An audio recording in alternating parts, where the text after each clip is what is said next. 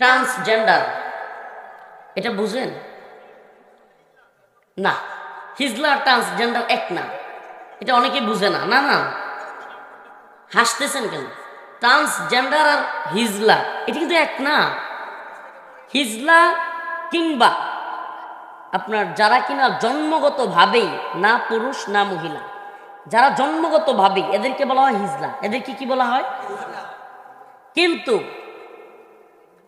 যারা নিজে ইচ্ছা করে টাকা পয়সা দিয়া বিভিন্ন মেশিন ইউজ করে বা বিভিন্ন প্রযুক্তি ইউজ করে নিজেকে পুরুষ থেকে নারী বানাইতে চায় কিংবা নারী থেকে পুরুষ বানাতে চায় নিজের ইচ্ছায়, এদেরকে বলা হয় ট্রান্সজেন্ডার।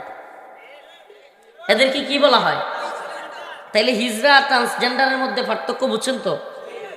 হিজরা কি? যাকে আল্লাহ পাক জন্মগতভাবেই পুরুষত্ব দেন নাই। একটা পুরুষের যে পাওয়ার, একটা পুরুষ যেমন ভাবে বালেগ হওয়ার পরে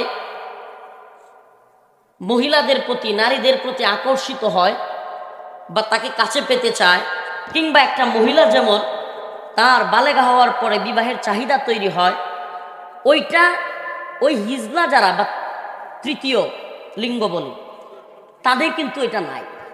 কিন্তু যারা পুরুষ কিংবা মহিলা, কিন্তু এদের পুরুষ থেকে মহিলা হইতে মন চায়, নাউজুবিল্লাহ,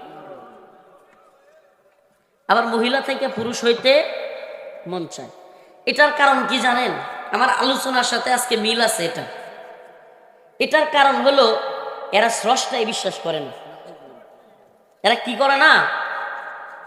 আমাদের যে একজন রব আছেন, মালিক আছেন, এটা এরা বিশ্বাস করতে চায় না। এরা বুঝাইতে চায় যে আল্লাহ বলতে আসলে কেউ নাই, নারী হওয়া পুরুষ হওয়া কিংবা এগুলো সব নিজের ইচ্ছাকৃত। কেউ যদি মনে করে আমি নারী তাইলে আমি নারী, কেউ যদি মনে করে আমি পুরুষ তাইলেই সে পুরুষ। নাউজুবিল্লাহ, এটা নাকি মনে করার বিষয়।